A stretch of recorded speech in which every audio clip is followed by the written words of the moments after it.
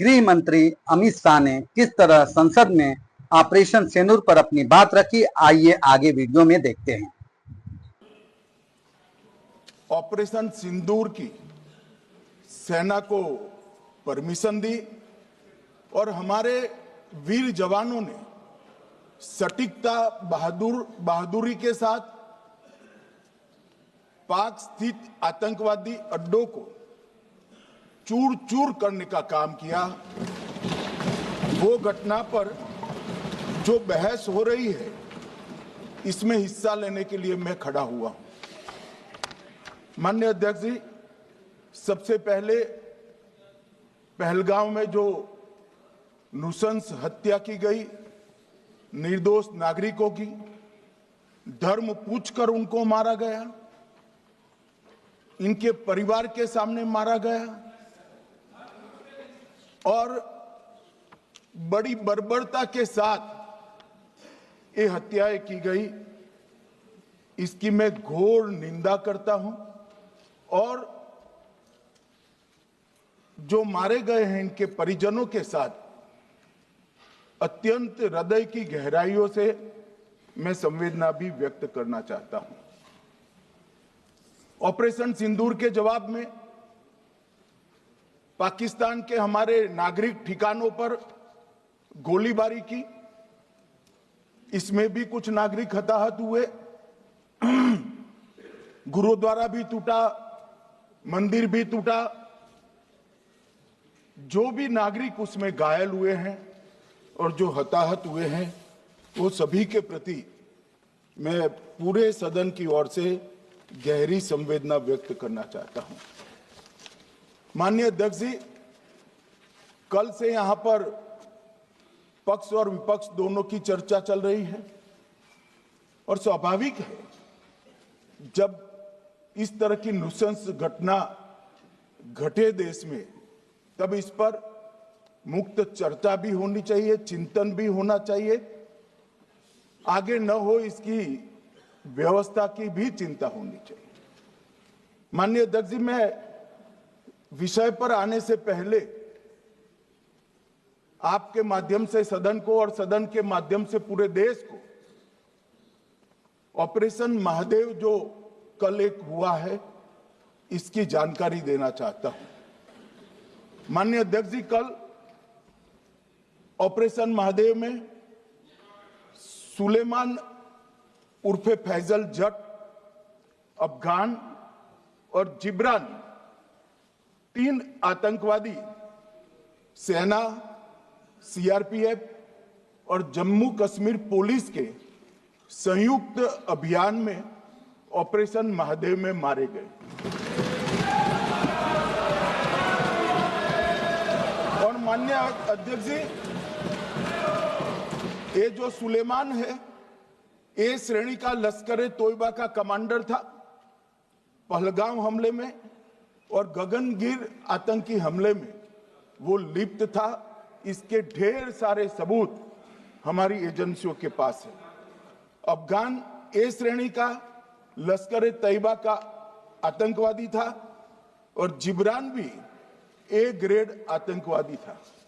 और माननीय अध्यक्ष जी, मैं सदन को और सदन के माध्यम से पूरे देश को बताना चाहता हूं, जिन्होंने बैसरन घाटी में हमारे प्रवासियों को, नागरिकों को मारा था, ये तीनों आतंकवादी ये थे और तीनों मारे गए।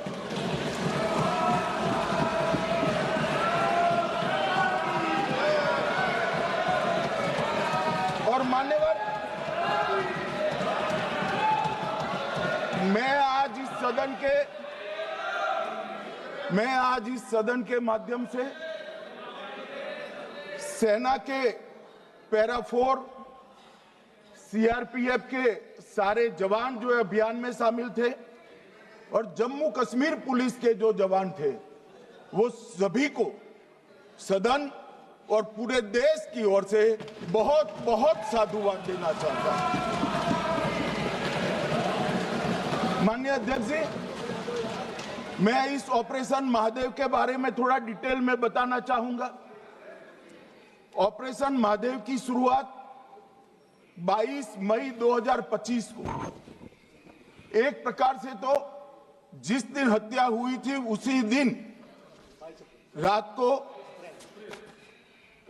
22 मई 2025 को हुई। जिस दिन हत्या हुई थी उसी दिन रात को एक सुरक्षा मीटिंग की गई थी जम्मू कश्मीर में। ये पूछ रहे थे, कोई गए नहीं, सिर्फ राहुल गांधी गए। अब आपकी आंख कौन से चश्मे से देख रही है मुझे मालूम नहीं माननीय अध्यक्ष जी। 1 बजे हमला हुआ, मैं 5:30 बजे श्रीनगर में उतर चुका था। माननीय अध्यक्ष जी, अरे सुनो सुनो, मैं बताता हूँ ना 22 में, सुनो ना प्लीज, धैर्य रखकर सुनो, हमने आपको नहीं टोका है, सुनना पड़ेगा भाई, ऐसे नहीं चलेगा। माननीय अध्यक्ष जी, नहीं, पर बैठे बैठे मत बोलिए आप भी। माननीय अध्यक्ष जी, 23 अप्रैल को बैठे टिप्पणी मत करिए। एक सुरक्षा मीटिंग की गई। सभी सुरक्षा बल, सेना, CRPF, BSF, Jammu Kashmir police, और सबसे पहले उसमें निर्णय किया गया कि जो नृशंस हत्यारे हैं वो देश छोड़कर पाकिस्तान भाग न पाए, इसकी हमने पुख्ता व्यवस्था की और भागने नहीं दी। 22 मई को आईबी के पास एक ह्यूमन इंटेल आई और एक क्षेत्र के अंदर, दाची गांव क्षेत्र के अंदर आतंकवादियों की उपस्थिति की सूचना मिली। आईबी और सेना द्वारा दाचीकाम क्षेत्र में अल्ट्रा सिग्नल कैप्चर करने के लिए जो इंस्ट्रूमेंट हमारी एजेंसियों ने बनाए हैं, इसके द्वारा इस सूचना को पुख्ता करने के लिए मई से 22 जुलाई तक लगातार प्रयास किए गए। ठंड में ऊंचाइयों पर हमारे सेना के अधिकारी पैदल इनके सिग्नल प्राप्त करने के लिए घूमते रहे, आईबी के अफसर भी घूमते रहे, सीआरपीएफ भी घूमती रही, और मान्यवर 22 जुलाई को हमें सफलता मिली। सेंसर्स के माध्यम से आतंकवादी होने की पुष्टि मिल गई। तब 4 पैरा जो हमारी सेना का एक हिस्सा है, उसकी नेतृत्व में 4 पैरा के जवान, सीआरपीएफ के जवान और जम्मू कश्मीर पुलिस के जवान मान्यवर एक साथ ये आतंकवादियों को घेरने का काम किया। सेना, सीआरपीएफ, जम्मू कश्मीर पुलिस की मीटिंग भी की गई।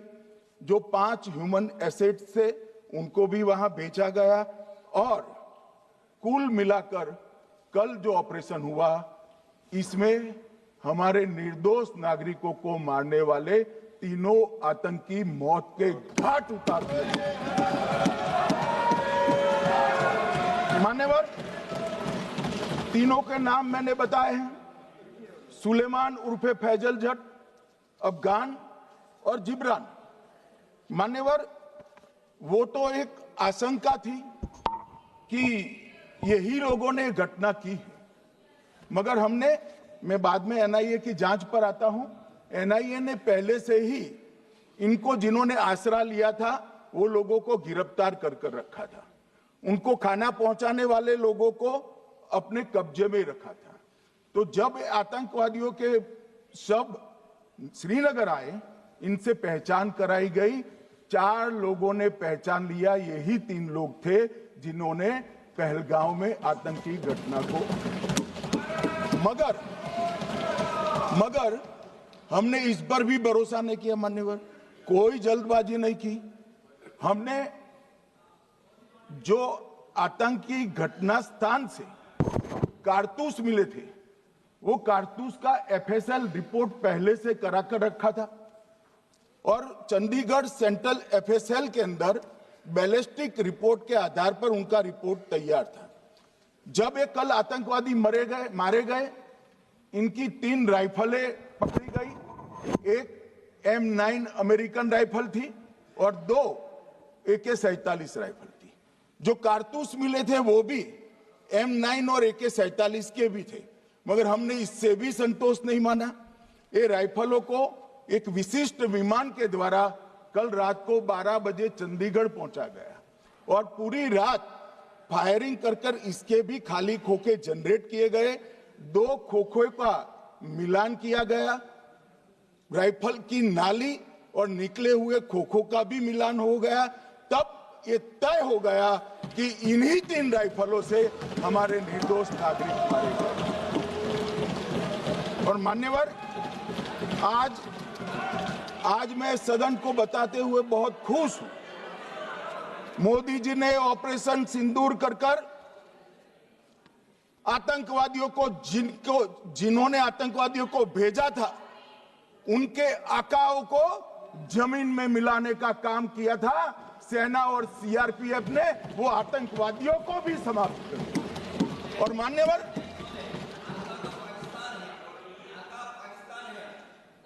कौन पाकिस्तान से आपकी बात होती है क्या? अरे बैठ जाओ भाई।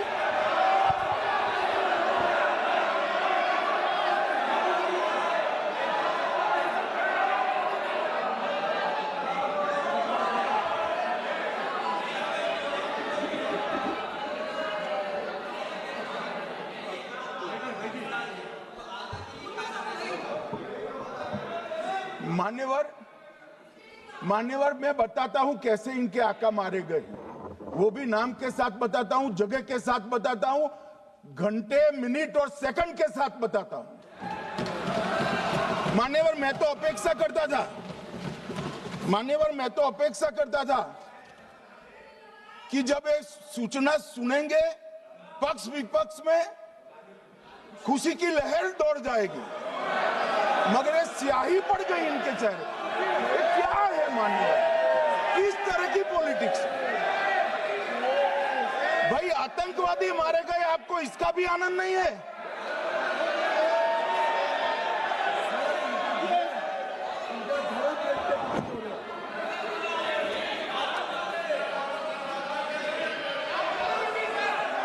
अखिलेश जी बैठ जाइए, मेरा पूरा जवाब सुनिए, आपका सब जवाब आ जाएगा। भाई आप आतंकवादियों का धर्म देखकर दुखी मत होइए।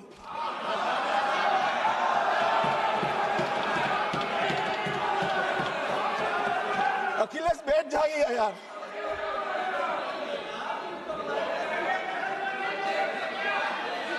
अखिलेश जी बैठ जाइए। मान्यवर, किसी को संशय रखने की जरूरत नहीं है। बैलिस्टिक रिपोर्ट मेरे पास है, मेरे हाथ में है और 6 वैज्ञानिकों ने इसको क्रॉस चेक किया है। सुबह 4:46 पर फोन पर मुझे 6 ने वीडियो फोन पर कहा है कि 100% वही गोलियां हैं जो वहां चलाई। मान्यवर, ये हमारे देश की सेना, सीआरपीएफ और जम्मू कश्मीर पुलिस, ये तीनों का एक साझा बहुत बड़ा कामयाबी है, जिस पर 140 करोड़ को नाज होना चाहिए, देश की जनता को नाज। मान्यवर, मैं तो गया था वहां पर जब ये घटना हुई। दूसरे दिन इनके परिजनों को मिला था। 6 दिन की शादी वाली बच्ची विधवा होकर मेरे सामने खड़ी थी। आज तक मैं वो दृश्य नहीं भूल सकता। मगर आज सारे परिजनों को मैं कहना चाहता हूं कि मोदी जी ने ऑपरेशन सिंदूर से भेजने वालों को भी मारा और हमारे सुरक्षा बलों ने जिनको भेजा था उनको भी मारा और एक ऐसा सबक सिखाया है कि आने वाले कई दिनों तक कोई ऐसी हिम्मत नहीं कर पाएगा। मान्यवर, मैं थोड़ा एनआईए की जांच के बारे में भी बताना चाहूंगा। मान्यवर, जिस दिन लश्कर-ए-तोयबा ने और इसके आउटफिट टीआरएफ ने इसकी जिम्मेदारी ली, उसी दिन हमने तय कर लिया था कि ये जांच एनआईए को सौंप दी जाएगी, क्योंकि एनआईए आतंकवाद के केसों की जांच के लिए, वैज्ञानिक तरीके से जांच करने के लिए और सजा कराने के लिए महारत हासिल की हुई विश्व मान्य एजेंसी है, जिसका सजा कराने का दर 96% से ज्यादा है। मान्यवर, हमने तुरंत ही इसकी जांच एनआईए को दे दी। हमने पूरी व्यवस्था की, सेना, बीएसएफ, सीआरपीएफ और जम्मू कश्मीर पुलिस ने कि ये लोग देश छोड़कर भाग न जाए। और मान्यवर, इसकी जांच की शुरुआत हुई। एक थकाने वाली बहुत लंबी जांच हुई है। जांच के दौरान मृतक के परिजन जो साथ में थे, उनको सभी को चर्चा किए गया। पर्यटकों, खच्चर वालों, पोनी वालों, फोटोग्राफर, कर्मचारियों, विभिन्न दुकान में काम करने वाले लोगों, कुल मिलाकर 1055 लोगों की लंबी 3000 घंटे से ज्यादा पूछताछ इंफॉर्मेशन के लिए की गई और इस सबको वीडियो पर रिकॉर्ड कर दिया गया। और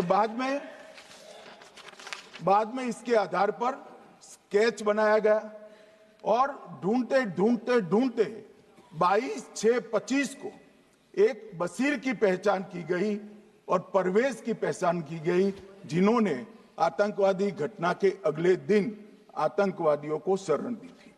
उनको अपने ढोक में रखा था। वो दोनों को गिरफ्तार कर लिया गया। अब वो हमारी कस्टडी में है। दोनों गिरफ्तार अपराधियों ने खुलासा किया कि 21/4/25 की रात को 8 बजे 3 आतंकवादी बेसरन से लगभग 2 किलोमीटर दूर स्थित परवेज ढोक में आए थे। आतंकवादियों के पास AK-47 और M9 कार्बाइन थी।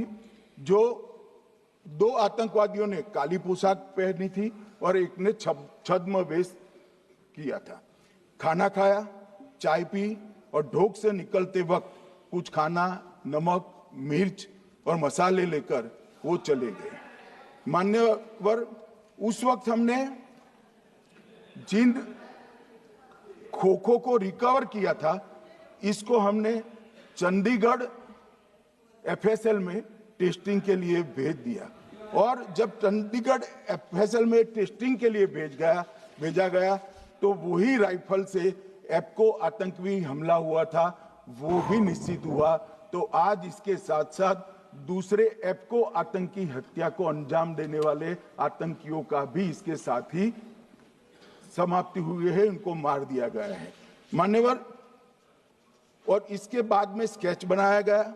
गिरफ्तार किए गए दोनों आरोपियों की माता जो थी, इन्होंने ये तीनों आतंकियों के मृतदेहों को पहचान लिया है। दोनों आतंकवादी घटना में साथ लेने वाले उनके साथियों ने भी पहचान लिया है। और अब उसकी FSL की पुष्टि भी आज सुबह 4 बजे हो गई थी। अब मैं जांच का पूरा ब्यौरा बताना चाहता हूं। मान्यवर, ये हमले में 3 पाकिस्तानी आतंकवादी थे। हमले में 2 AK-47 और 1 M9 कार्बाइन का प्रयोग किया गया था। और अब जो पकड़े गए हैं, इसके सुलेमान के कारण एप्को का मामला भी आज रिजॉल्व हो रहा है और आतंकवादियों को पनाह देने वाले 2 स्थानीय लोगों को भी इस केस में पकड़ लिया गया है। अब मान्यवर, कल पूछते थे कहां से आए, कहां गए, किसकी जिम्मेदारी है। भाई, जिम्मेदारी हमारी ही है, हम सरकार में हैं, हमारी ही जिम्मेदारी है। मगर मैं पूछता हूं, जब आप सरकार में थे तब क्या क्या हुआ था, इसकी जिम्मेदारी किसकी थी और क्यों निर्वहन नहीं किया, वो भी बाद में पूछूंगा। जरा धीरज से सुनना। मगर मान्यवर, मुझे एक बड़ा दुख हुआ। कल इस देश के पूर्व गृह मंत्री चिदंबरम जी ने सवाल उठाया कि क्या प्रूफ है कि ये आतंकवादी पाकिस्तान से आए। और मान्यवर, कब उठाया? जब संसद में चर्चा होने वाली थी। क्या कहना चाहते हैं चिदंबरम साहब? किसको बचाना चाहते हैं? पाकिस्तान को बचाकर आपको क्या मिलेगा? वो ये कह रहे हैं कि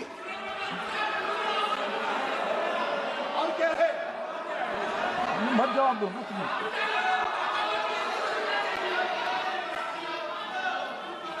मान्यवर, हमारे पास, मैं आज चिदम्बरम साहब को कहना चाहता हूं, मैं आज चिदम्बरम साहब को आपके माध्यम से कहना चाहता हूं, हमारे पास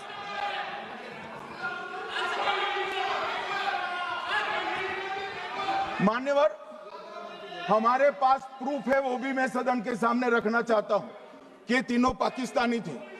3 में से 2 के पाकिस्तान के वोटर नंबर भी आज हमारे पास उपलब्ध है।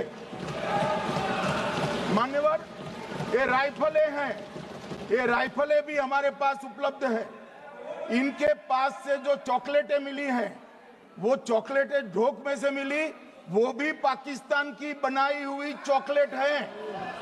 मान्यवर, ये कहते हैं कि पाकिस्तानी नहीं थे, इसका मतलब पूरी दुनिया के सामने इस देश का एक पूर्व गृह मंत्री पाकिस्तान को क्लीन चिट दे रहा है।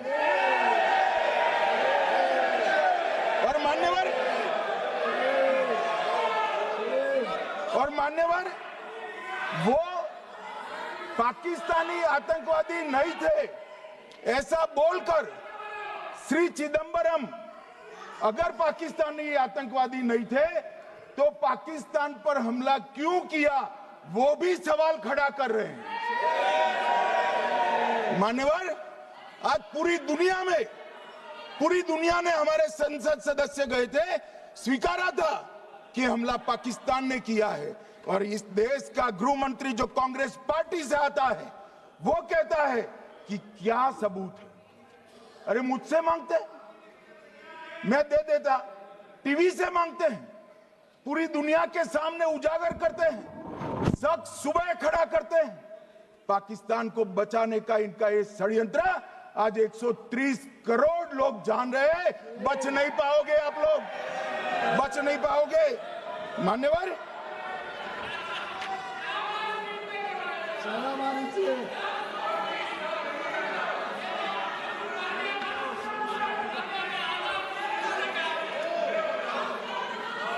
मान्यवर, अब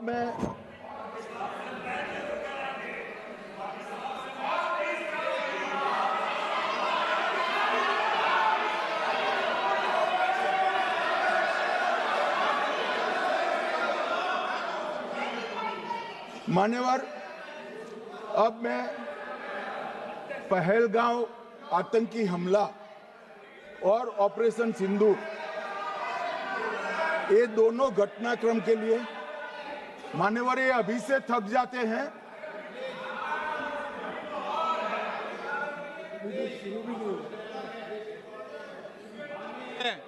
प्लीज बैठिए।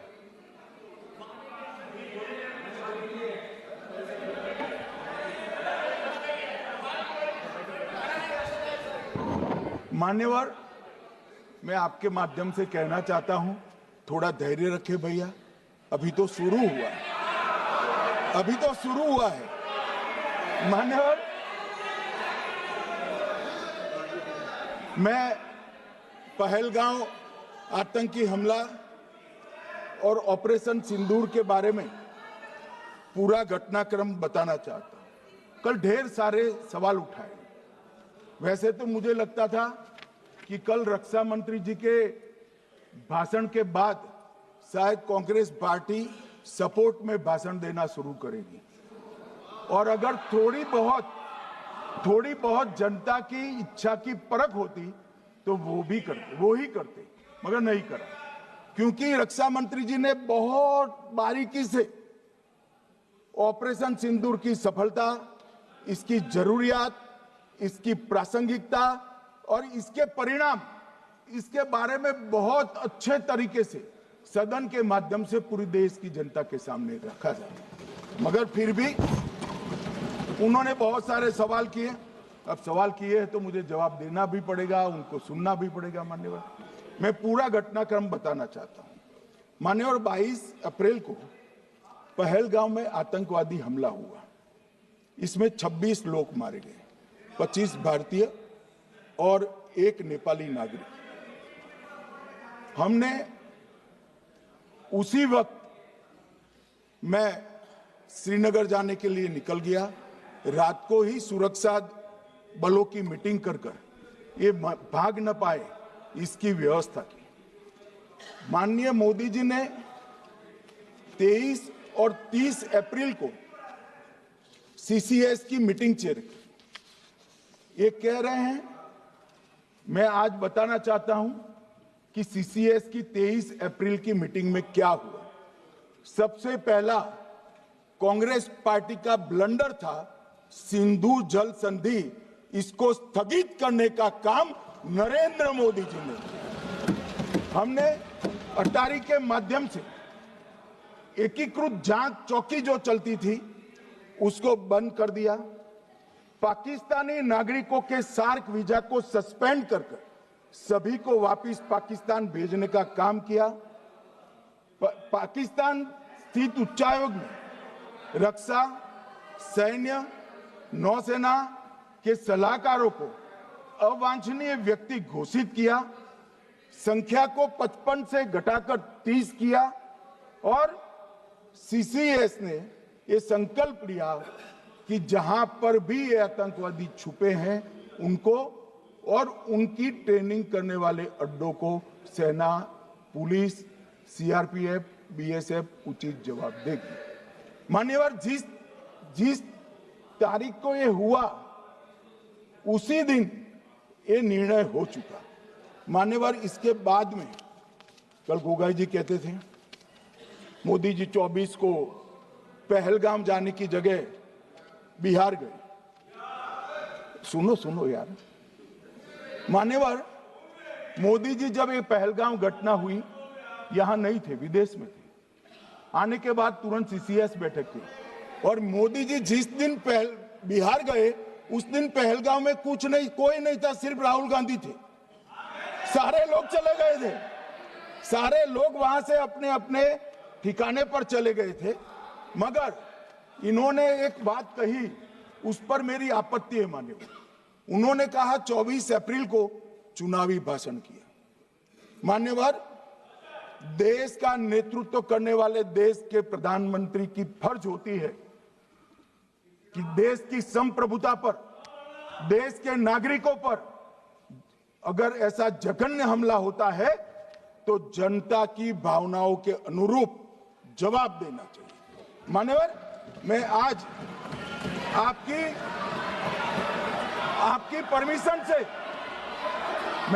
परमिशन से मोदी जी के बिहार भाषण के कुछ अंश पढ़ना चाहता हूं। कोट अनकोट है। 22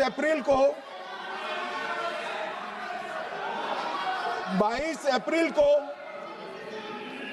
पहलगाम का यह हमला केवल निहत्थे पर्यटकों पर नहीं बल्कि पूरे भारत की आत्मा पर एक दुस्साहसपूर्ण प्रहार है। आतंकवाद के प्रति दृढ़ और कड़ा रुख, आतंकियों और इसके हमले की साजिश रखने वालों की कल्पना से भी बढ़कर उनको सजा दी जाए। मान्यवर, महत्वपूर्ण है आतंकियों और इसकी साजिश रचने वाले दोनों को। आतंकियों की बची खुची जमीन भी मिट्टी में मिलाने का समय आ गया है।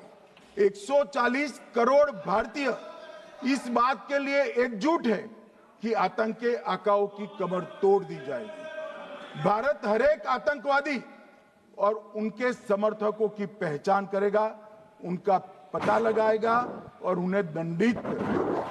आतंकवाद कभी भी भारत की आत्मा नहीं तोड़ पाएगा। न्याय सुनिश्चित करने का मैं हर संभव प्रयास करूंगा। अनकोट। अब इसमें किसी को चुनावी भाषण दिखाई पड़ता है तो उसकी समझ शक्ति पर बहुत सारे सवालिया निशान लग जाते हैं। ये चुनावी भाषण नहीं है, आतंकवाद के खिलाफ लड़ने का 140 करोड़ भारतीयों का प्रतिघोष है जो मोदी जी ने वहां दिया। इनको चुनावी भाषण दिखाई पड़ता है। जैसे चश्मे होते हैं ऐसी ही दृष्टि होती है। मान्यवर, इसके बाद 30 अप्रैल को मान्यवर 30 अप्रैल को सीसीएस की बैठक हुई, पहले 23 को हुई थी। उसमें सशस्त्र बलों को पूर्ण ऑपरेशन की फ्रीडम दे दी गई। प्रधानमंत्री मोदी जी ने सीसीएस की उपस्थिति में रक्षा मंत्री, एनएसए और सेनाओं के प्रमुख के साथ बैठकर पूर्ण ऑपरेशनल फ्रीडम देने का काम किया और इसके बाद ये ऑपरेशन सिंदूर हुआ। मान्यवर, ऑपरेशन सिंदूर 7 मई को रात को 1:04 से 4 मिनट से 1:24 तक चला। उसमें पाकिस्तान के 9 आतंकी ठिकानों को ध्वस्त कर दिया और पूरी दुनिया ने इसके दृश्य देखे। साहब, इससे बड़ा संयमित हमला नहीं हो सकता। आजकल दुनिया में युद्ध चल रहे हैं, हम देख रहे हैं, बच्चे मर रहे हैं, महिलाएं मर रही, निर्दोष मर रहे। हमने 9 आतंकी अड्डों को समाप्त किया, परंतु एक भी सिविलियन नहीं मारा गया, केवल और केवल आतंकी मारे गए। स्थान थे मरकज सुभान अल्लाह बहावलपुर, मरकज तैयबा मुरीद के, महमूना जाया कैंप सियालकोट, अरे नाम सुनो काम में आएंगे, सरजाल camp Sialkot, Sawai Nala camp Muzaffarabad, Syedna Bilal camp Muzaffarabad, Gulpur camp Kotli, Barnala camp Bhimber और अब्बास कैंप कोटली। मान्यवर, सर्जिकल स्ट्राइक और एयर स्ट्राइक में हमने पाक ऑक्यूपाई कश्मीर में ही हमला किया, एक प्रकार से भारत के हिस्से पर ही हमला किया। पाक ऑक्यूपाई कश्मीर हमारा ही, तो हमने तो हमारे हिस्से में हमला किया। मगर इस बार 100 किलोमीटर अंदर घुसकर पाकिस्तान की भूमि पर आतंकवादियों को तबाह करने का काम। और मान्यवर, ये आतंकी के ठिकानों पर हमला हुआ, इसमें मारा कौन गया?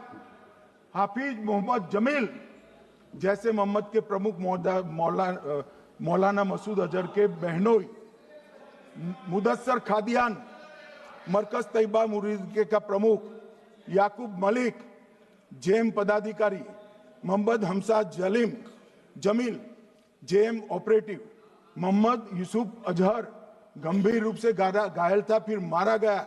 जैसे मोहम्मद का आमिर मोहम्मद हसन खान गंभीर रूप से घायल था, फिर मारा गया। जेएम ऑपरेटिव मोहम्मद हसन गंभीर रूप से घायल हुआ। अब्दुल मलिक, खालिद अबू अक्स और नोएम मलिक, इनका कोई पता ठिकाना नहीं। और मान्यवर, ये पूछते थे मुझे कल कि पहलगांव के दोषी कहां गए, वो पहलगांव के दोषी कहां गए?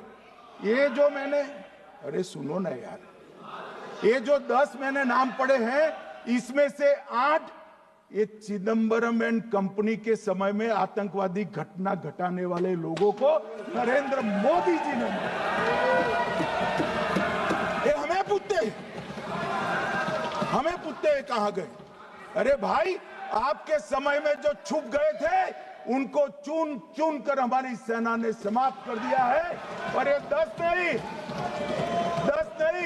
कल राजनाथ जी घबराते घबराते बोले हैं, अब ऑथेंटिक शब्द का है, मैं बढ़ा नहीं सकता, मगर कम से कम 100 लोगों को हमारी सेना ने समाप्त, 100 से अधिक लोगों को हमारी सेना ने समाप्त करने का काम। मान्यवर, और इस पर भी गर्व नहीं कर सकते आप, इस पर भी गर्व नहीं कर सकते।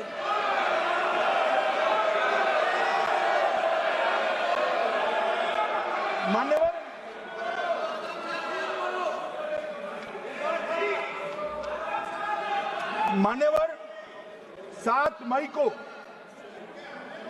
1:26 पर 22 मिनट पर ये हमारा काम समाप्त हो गया। हमारे डीजीएमओ ने उनके डीजीएमओ को बता दिया कि भाई, हमने आतंकवादी हमलों पर, स्थानों पर सिर्फ हमला किया है, इनके हेडक्वार्टर पर हमला किया है, जो हमारा आत्मरक्षा का अधिकार है। पूरी दुनिया इसको एक्नॉलेज करती है। ऐसा नहीं हो सकता है मनमोहन सिंह के समय की तरह कि वो आकर मारेंगे और हम चुपचाप बैठे रहेंगे और जाकर चर्चा करेंगे। ये नरेंद्र मोदी सरकार, ऐसा नहीं हो सकता। डोजियर भेजते रहेंगे। मान्यवर, उरी में हमला हुआ, हमने सर्जिकल स्ट्राइक किया। पहलगाम में हमला हुआ, एयर स्ट्राइक करा, और अरे पुलवामा में हुआ, एयर स्ट्राइक करा, और पहलगाम में हमला किया। 100 किलोमीटर अंदर जाकर 9 अड्डों और 100 से ज्यादा आतंकवादियों को समाप्त। मान्यवर, अब देखें, हमने तो हमला किया था पाकिस्तान स्थित टेररिस्ट ठिकानों पर। अब पाकिस्तान से गलती हो गई। टेररिस्ट ठिकानों पर जो हमला किया था उसको वो अपने पर का हमला मान बैठे और पूरी दुनिया में कहते थे कि हमारा टेररिज्म से कोई लेन देन नहीं है। ये तो अब ऐसे ही ग्रुप करते, हम तो विक्टिम है, जो मनमोहन सिंह ने सर्टिफाइड भी कर दिया था कि ये भी विक्टिम है। मान्यवर, मगर दूसरे दिन इनकी श्रद्धांजलि का कार्यक्रम हुआ और पाकिस्तान को मालूम नहीं पड़ा कि ये पूरी दुनिया देखेगी। सेना के आला अफसर उनके नमाजे जनाजा में उपस्थित हुए, उनके जनाजे को कंधा दिया और ये सारे आतंकवादियों के जनाजे के जुलूस के अंदर पाकिस्तानी सेना, इनके अफसर, आईएसआई के अफसर, वहां की पुलिस के अफसर अश्रुभीनी आंख के साथ जुड़े थे। और मान्यवर, ये सिंदूर ने पाकिस्तान को पूरी दुनिया में एक्सपोज कर दिया कि पाकिस्तान के अंदर टेररिज्म स्टेट स्पॉन्सर्ड टेररिज्म है। ये पूरी तरह से, मान्यवर, पूरी तरह से एक्सपोज हो गया। 8 मई को पाकिस्तान ने हमारे रिहायशी इलाकों में हमला किया, हमारे सेना के अड्डों पर हमला किया, मगर एक भी मिसाइल से उनका कुछ नुकसान नहीं कर पाई। बहुत नजदीक से की हुई गोलाबारी के कारण हमारे एक गुरुद्वारा टूटा, एक मंदिर टूटा, कुछ हमारे नागरिक हताहत हुए। और दूसरे दिन 9 मई को मोदी जी ने सेना को हुक्म दिया, एक मीटिंग करी, राजनाथ जी, मोदी जी, एनएसए, सेना के सारे अध्यक्ष, और जवाब देने का तय किया और उनके 11 एयरबेस को क्षतिग्रस्त करने का काम किया। मान्यवर, 8 एयरबेस इतने सटीक तरीके से तोड़े गए, पाकिस्तान की पूरी एयर डिफेंस सिस्टम धरी की धरी रहेगी, कुछ नहीं कर पाई। नूर खान चकलाला एयरबेस तोड़ दिया गया, मुरीद तोड़ दिया गया, सुगुर्दा तोड़ दिया गया, रफीकी तोड़ दिया गया, रहीम यार खान तोड़ दिया गया, जकोबाबाद तोड़ दिया गया, सुक्कुर और भोलारी भी तोड़ दिए। और सुक्कुर, लाहौर, अरिफवाला, चुनेन, जकोकाबाद और नया चोर, ये 6 रडार सिस्टम भी उनके पूरी तरह से ध्वस्त कर दिए। 2 surface to air guided weapon Lahore और ओकारा में इनका जखीरा भी समाप्त कर दिया गया। और मान्यवर, ये हर चीज में पॉलिटिक्स करते, हर चीज में।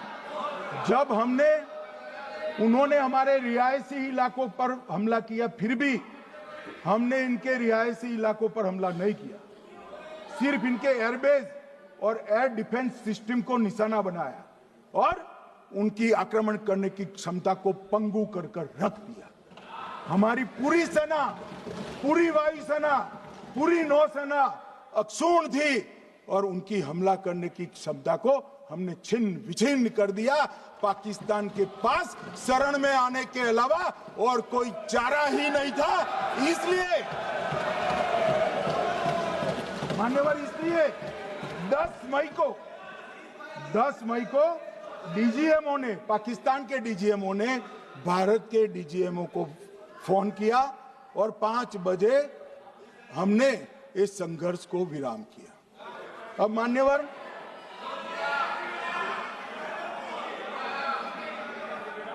मान्यवर ये लोग कल सवाल उठा रहे थे कि इतनी अच्छी पोजीशन में थे, आपने युद्ध क्यों नहीं किया? युद्ध के कई परिणाम होते हैं मान्यवर, करना न करना वो सोचकर करना पड़ता है। मगर मैं इसी देश के इतिहास से कुछ घटनाएं बताना चाहता हूं। 1948 में मान्यवर कश्मीर में हमारी सेनाएं निर्णायक बढ़त पर थी। सरदार पटेल ना बोलते रहे, जवाहरलाल नेहरू जी ने एक तरफा युद्ध विराम कर दिया। और मान्यवर मैं बड़ी जिम्मेदारी के साथ कहता हूं, मैं इतिहास का विद्यार्थी हूं, पाक ऑक्यूपाई कश्मीर का अगर अस्तित्व है तो जवाहरलाल नेहरू जी की ये युद्ध विराम के कारण है। इसका जिम्मेदार जवाहरलाल नेहरू है। मान्यवर 1960 में सरदार पटेल ने विरोध किया था, गाड़ी लेकर आकाशवाणी तक गए थे, घोषणा न करते दरवाजे बंद कर दिए थे। मान्यवर 1960 में सिंधु जल पर भौगोलिक व रणनीतिक रूप से हम बड़े मजबूत थे और उन्होंने सिंधु समझौता क्या किया? 80% भारत का पानी पाकिस्तान को दे दिया। मान्यवर 62 के लड़ाई की बात मैं बाद में करता हूं। 65 की लड़ाई में हाजीपीर जैसे स्ट्रेटेजिक जगह पर हमने कब्जा किया था, 66 में उसको लौटा दिया गया। मैं 71 के युद्ध की भी बात करना चाहता हूं। मान्यवर 71 में कल राजनाथ जी ने भी बताया, पूरे देश ने इंदिरा जी का समर्थन किया। उन्होंने पाकिस्तान के 2 टुकड़े कर दिए।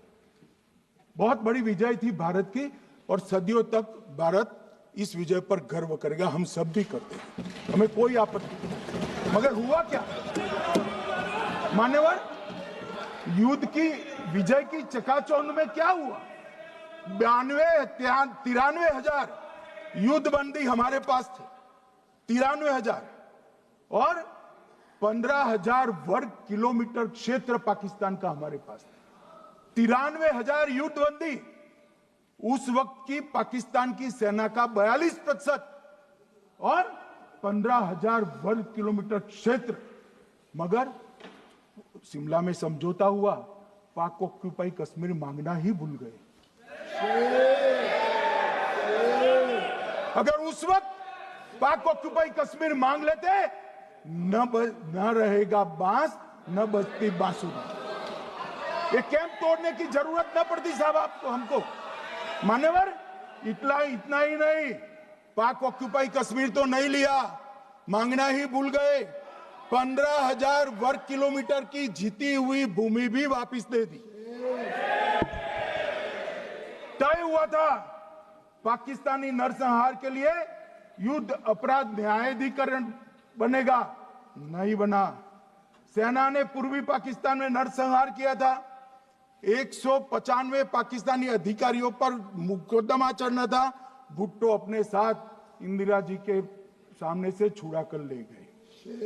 जनरल मानेक शॉ का एक कोट अनकोट कहता हूं, जनरल मानेक शॉ का, जो एक प्रकार से आर्किटेक्ट माने जाते हैं बांग्लादेश विजय के, इन्होंने कहा कि भुट्टो ने भारत के नेतृत्व को मूर्ख बनाया। अब जो शब्द है, मैं आप कोट अनकोट है, इसमें मेरा कुछ नहीं है, ये लोग गुस्सा न हो सकते।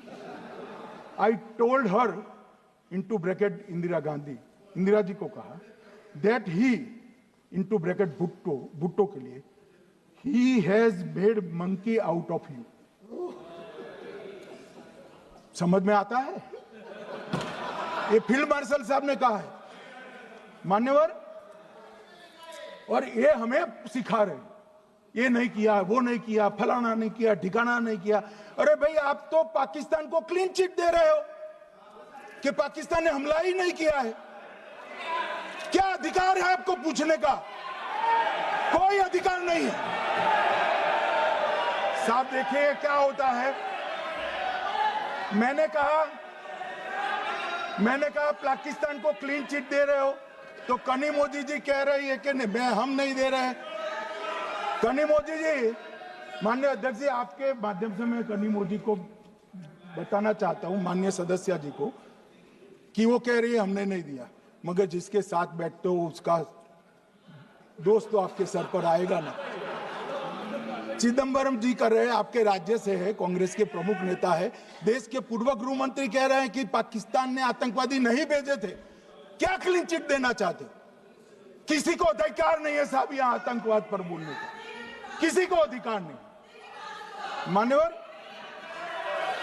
मैं अब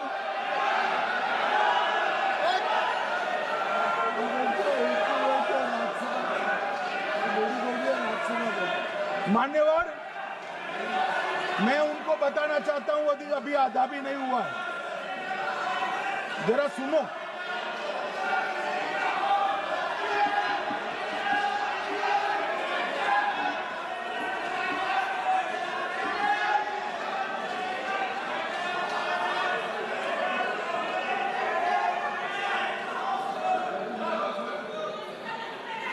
मान्यवर, 62 के चिन्ह में क्या हुआ, 62 के युद्ध में क्या हुआ? ये अभी कल कुछ कांग्रेस के सदस्य चीन का सवाल पूछ रहे थे, मैं आज पूछना चाहता हूं 62 के युद्ध में क्या हुआ?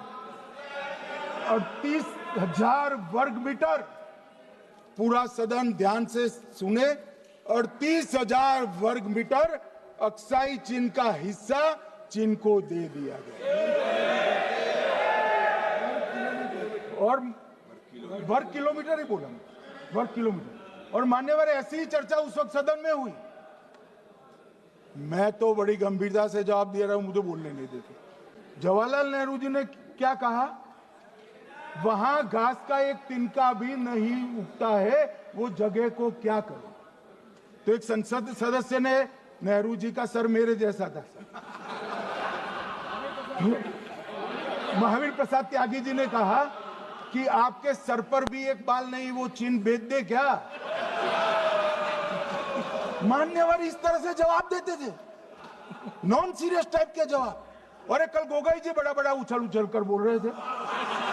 अरे गोगोई जी, आपको मालूम है उन्होंने चीन के बारे में, आसाम के बारे में क्या क्या था?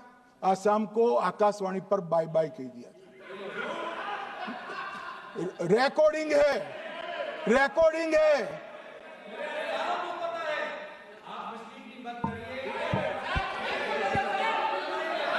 मान्यवर, मैं भी सहमत हूं, मैं भी सहमत हूं, पूरे आसाम को पता है। मान्यवर,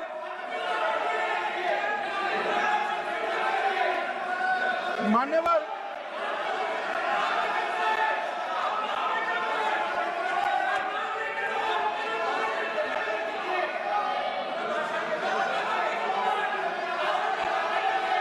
मान्यवर, मुझे मालूम है पूरे आसाम को पता है, इसीलिए तो वो विरोध पक्ष में बैठे हैं वहां पर आसाम में, पूरे आसाम को पता है। और मान्यवर,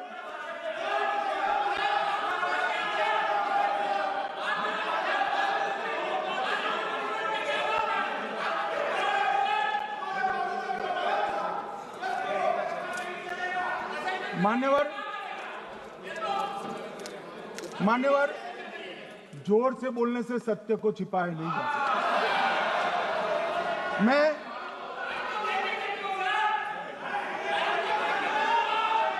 मान्यवर, मैं selected works of Jawaharlal Nehru series volume 29 पृष्ठ 231 पर से एक जवाहरलाल नेहरू जी के पत्र को कोट करना चाहता हूं। अनौपचारिक रूप से संयुक्त राज्य अमेरिका ने यह सुझाव दिया कि चीन को संयुक्त राष्ट्र में तो ले लिया जाए, मगर सुरक्षा परिषद को नहीं, सुरक्षा परिषद में भारत को लेना चाहिए। यह अमेरिका का प्रस्ताव था। नेहरू जी ने कहा हम इसे स्वीकार नहीं करते, क्योंकि इससे चीन के साथ हमारे संबंध खराब होंगे और चीन जैसे महान देश को बुरा लगेगा। मान्यवर, आज चीन सुरक्षा परिषद में है और भारत बाहर है। मोदी जी प्रयास करें अंदर ले जाने का। इसका कारण जवाहरलाल नेहरू का ये स्टैंड है।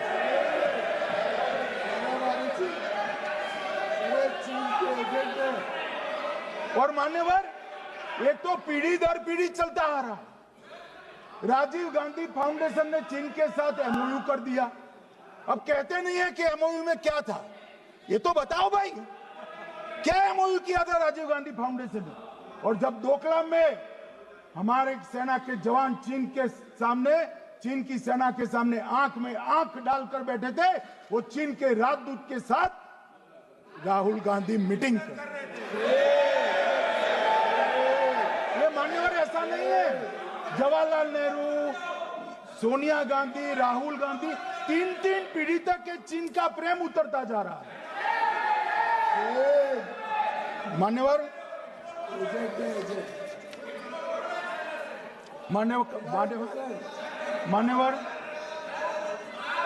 मैं अभी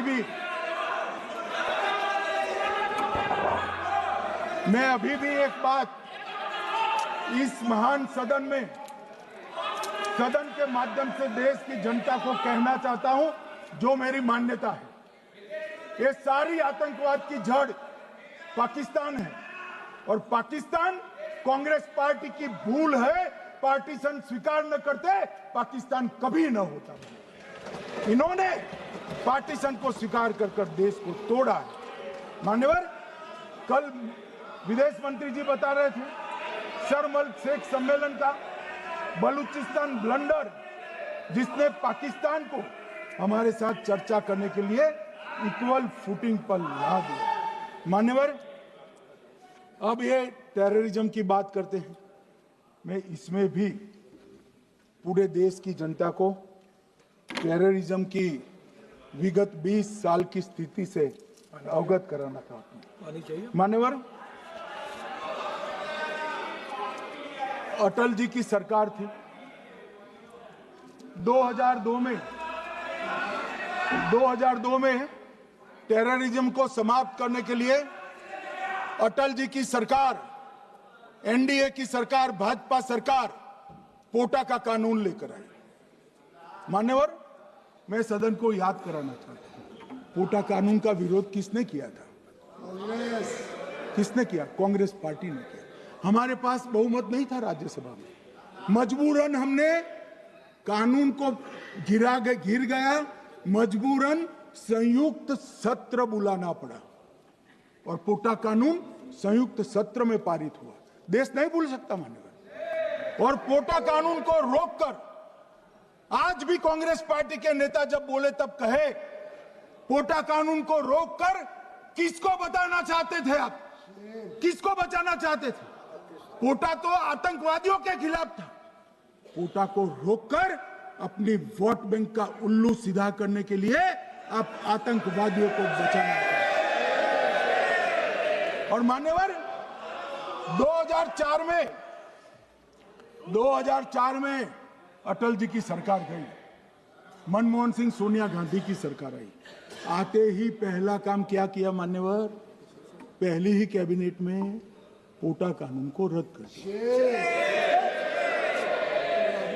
मैं फिर से पूछता हूं, किसके फायदे के लिए कांग्रेस पार्टी ने पोटा कानून रद्द किया? जवाब दीजिए जरा यहां पर। और मान्यवर, इसके बाद क्या हुआ? 2004 के दिसंबर में पोटा कानून रद्द हुआ। 2005 में अयोध्या में रामलल्ला के टेंट पर हमला हुआ, आतंकवादी मारे गए। मुंबई लोकल ट्रेन 2006-5 में रामलल्ला पर हमला। 6 में मुंबई ट्रेन में बम धमाके 187 लोग मारे गए। 2006 डोडा उधमपुर में हिंदुओं पर हमला, 34 लोग मारे गए। 2007 हैदराबाद 44 लोग मारे गए। 2007 यूपी लखनऊ वाराणसी 13 लोग मारे गए। रामपुर सीआरपीएफ कैंप, वहां पर हमला हुआ 2008 में, 2008 में श्रीनगर के आर्मी के काफिले पर हमला हुआ, 10 सुरक्षा बल मारे गए। मुंबई आतंकी हमला 2008 में हुआ, 246 लोग मारे गए। जयपुर में 8 बम धमाके हुए, 64 लोग मारे गए। 2008 में अहमदाबाद में 21 बम धमाके हुए, 57 लोग मारे गए। दिल्ली में 2008 में 5 धमाके हुए, 22 लोग मारे गए। और पुणे की जर्मन बेकरी 17 लोग मारे गए। वाराणसी में 10 में धमाका हुआ, 11 में मुंबई में 3 धमाके हुए, 27 लोग मारे गए। अब मैं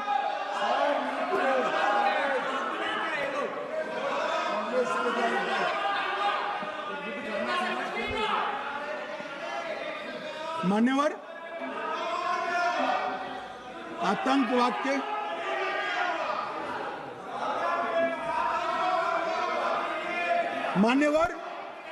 आतंकवाद के खिलाफ लड़ाई होती, कभी वो हमला करते हैं, मगर सवाल ये है कि इन्होंने 5 से 11 के बीच में 27 जघन्य हमले किए, 1000 के करीब लोग मारे गए। आपने क्या किया? क्या किया आपने? जवाब दीजिए, क्या किया? और मैं राहुल गांधी जी को चैलेंज देना चाहता हूं, इन्होंने इस आतंकवादी हमलों के खिलाफ उनकी सरकार ने जो कदम उठाए, यहां खड़े रहकर हिम्मत से बताए देश की जनता को। कुछ नहीं किया मान्यवर। ये यहां से आतंकवादियों की फोटो पाकिस्तान भेजते रहे, डोजियर भेजते रहे। और मान्यवर ये कहते हैं कि आपके समय में भी हमले हुए। मैं उनको अंतर समझाना चाहता हूं, वो देख नहीं पा रहे। मान्यवर, हमारे समय में जो भी आतंकवादी घटना हुई, पाक प्रेरित और कश्मीर सेंट्रिक हुई। देश के हिस्से में 2014 से 2025 तक एक भी घटना नहीं हुई मान्यवर। ये नरेंद्र मोदी सरकार है मान्यवर। और कश्मीर में भी आज स्थिति ऐसी हुई है, उनको पाकिस्तान से आतंकवादी भेजने पड़ते हैं। कश्मीर में आतंकवादी अब हमारे नहीं बनते हैं मान्यवर। और मैं सलमान खुर्शीद जी को भी याद करना चाहता हूं। एक बार मैंने बड़े सवेरे में नाश्ता करता था, टीवी पर उनको रोते हुए देखा। मुझे लगा क्या हुआ, कोई बड़ी घटना हो गई। तो रोते रोते वो श्रीमती सोनिया गांधी के घर से बाहर आ गए कि बाटला हाउस की घटना देखकर सोनिया जी फूट कर रो पड़ी।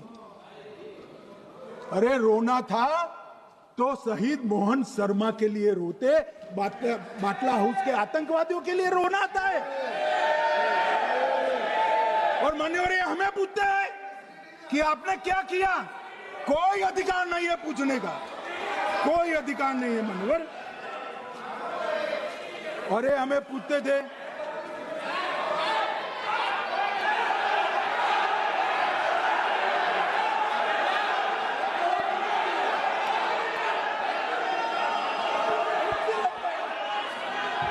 मान्यवर, अभी 25% बाकी।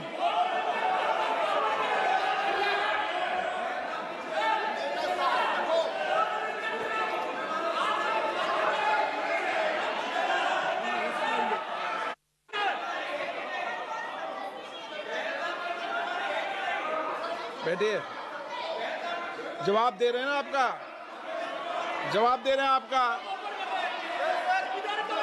पहलगांव के बाद जो घटनाक्रम घटित, उसका जवाब दे दिया ना माननीय गृह मंत्री जी ने। आपने पूछा आतंकवादियों क्या हुआ, आतंकवादियों का जवाब दे दिया। क्या पूछना चाहते हैं आप? आपने हर सवाल पूछा, हर सवाल जवाब सुनिए माननीय गृह मंत्री जी।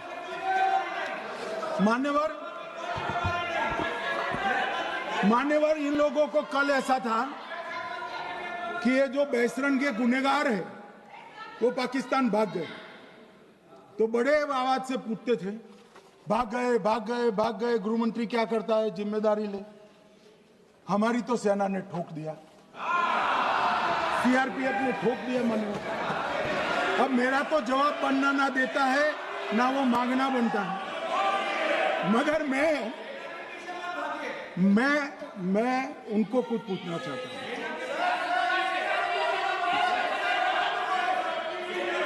मान्यवर,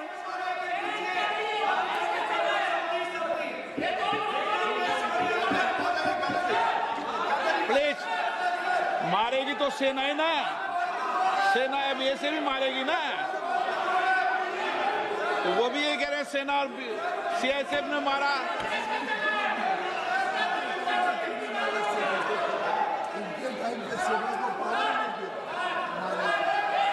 मान्यवर ये कहते हैं, साहब इसको बिठाओ जरा।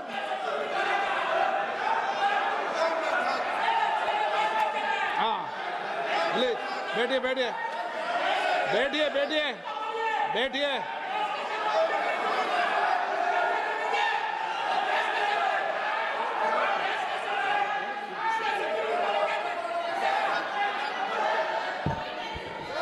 सबको मान्यवर, ये लोग मुद्दा उठाना चाहते हैं तो जरूर उठाए।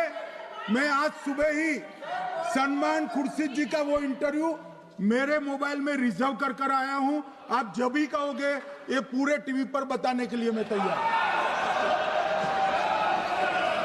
सेव कर आया हूं। इनकी इच्छा है तो कल एक समय तय करिए, यहां बता दीजिए चारों टीवी में, और देश की जनता भी देख ले।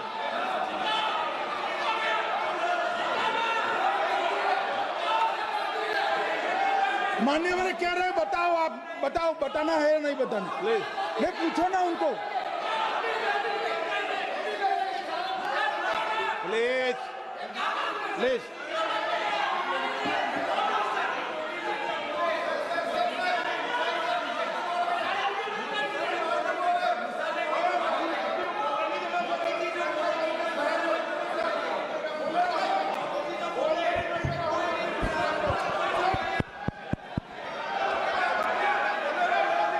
बिट्टू बैठ जा। मान्यवर ये पूछ रहे थे कि क्यों भाग गए। अब मेरा समय काफी जाया गया, मैं जरा संक्षिप्त में कहता हूं, घटनाओं पर नहीं जाऊं। दाऊद इब्राहिम कासकर 1986 में भागा, श्री राजीव गांधी की सरकार। सैयद सलाउद्दीन 93 में भागा, कांग्रेस की सरकार। टाइगर मेमन 93 में भागा, कांग्रेस की सरकार। अनीस इब्राहिम कासकर 93 में भागा, इनकी सरकार।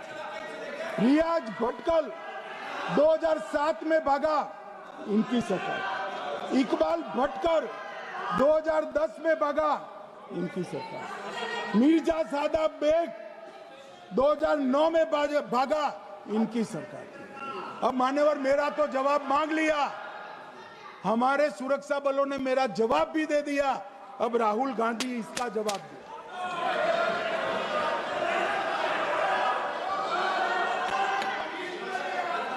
मान्यवर अब मैं कश्मीर के विषय में मैं बात करना चाहता हूं। कल कहते थे कि गृह मंत्री ने भाषण किया था कि 370 की कलम जाएगी तो आतंकवाद कम हो जाएगा। क्या हो? मान्यवर मेरा हिसाब देना बनता है।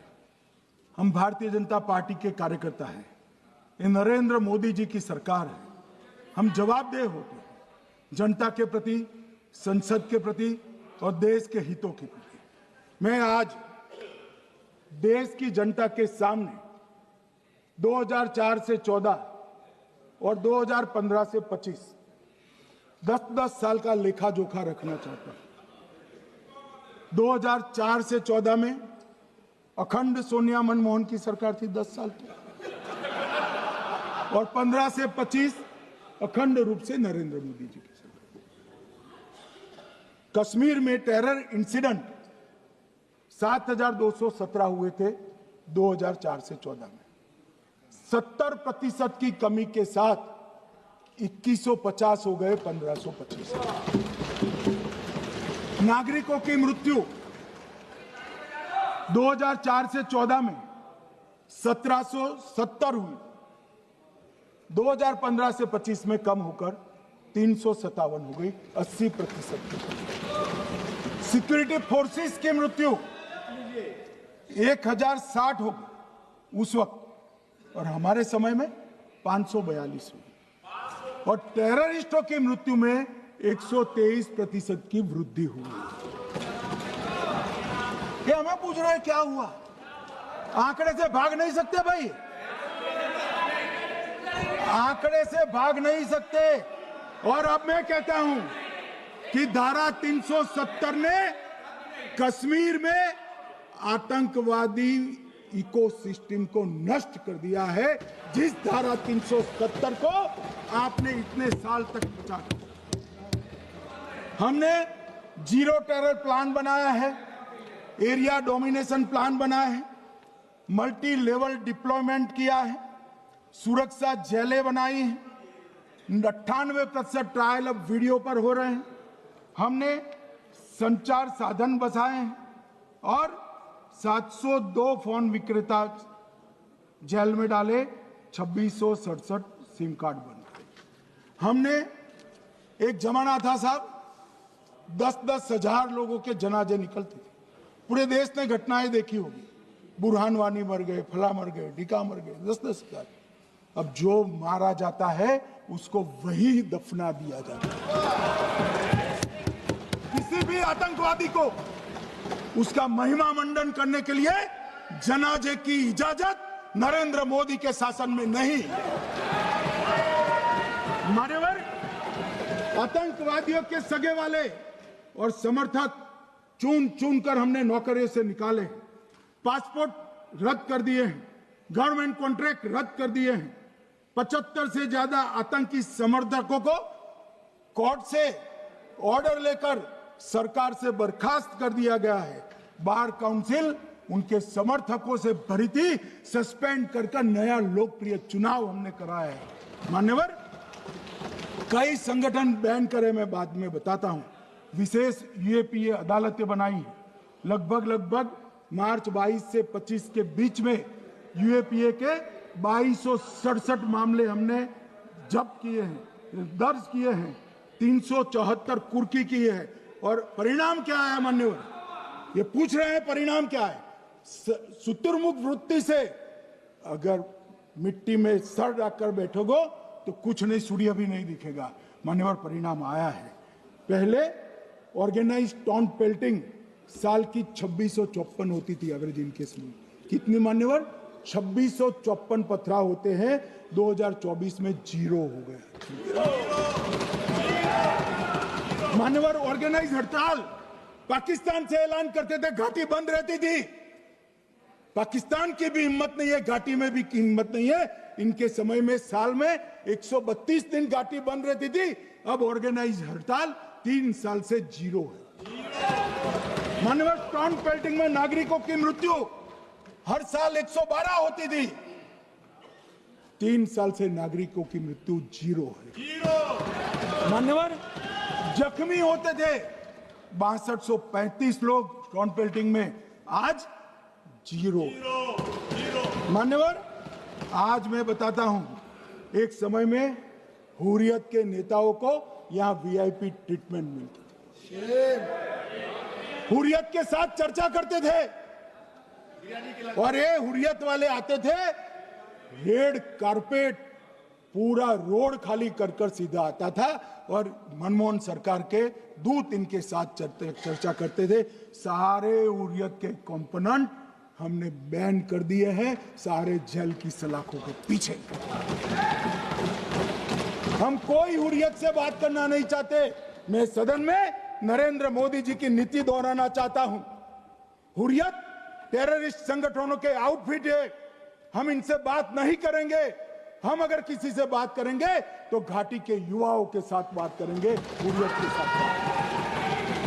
मान्यवर, चुनाव के दौरान डर का माहौल होता था, अब 98.3% मतदान हुआ पंचायत चुनाव। कांग्रेस की बंद बहिष्कार का समय बंद हो गया।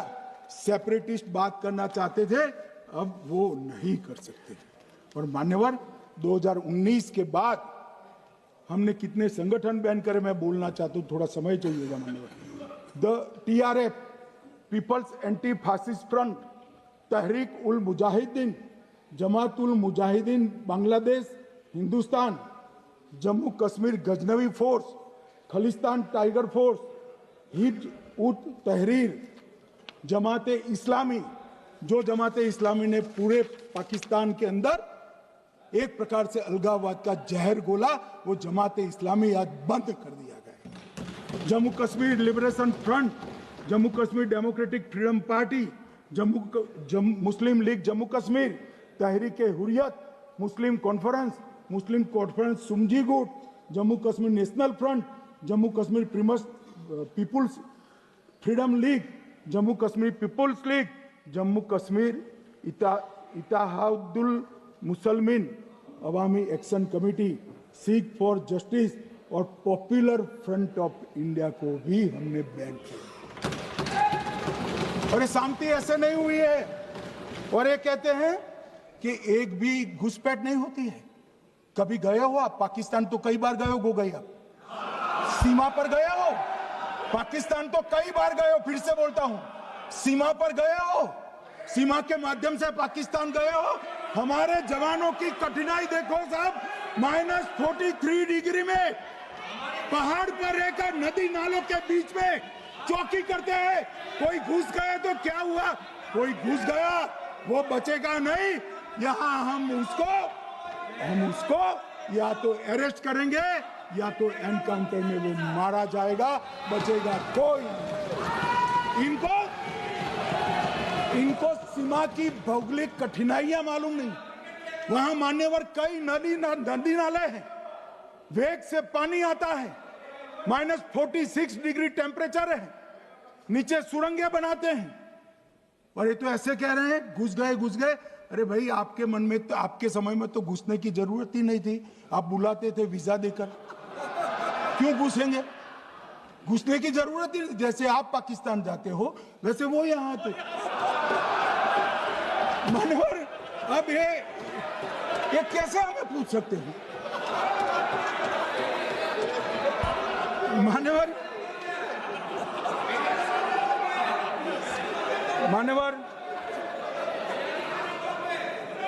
मैं समझ रहा हूं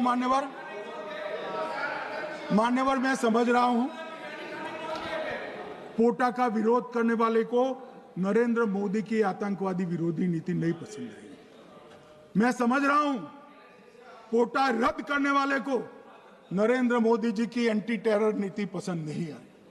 मैं समझ रहा हूं टेररिस्टों का बचाव कर वोट बैंक बनाने वालों को एक कोई नीति पसंद नहीं आएगी। मानवर, इसका विरोधी होना है। परंतु मैं आज एक बात यहाँ सदन के सामने आपके माध्यम से सदन को और दुनिया को बताना चाहता हूँ। मानवर, ये नरेंद्र मोदी सरकार है, टेररिज्म के खिलाफ हमारी जीरो टॉलरेंस की नीति है, ऑफर है, और हम विजयी हो। और मान्यवर, मैं फिर से अंत में ऑपरेशन महादेव में जुड़े हुए सेना, CRPF और जम्मू कश्मीर पुलिस के सभी जवानों को 2 हाथ जोड़कर प्रणाम कर बहुत बहुत साधुवाद।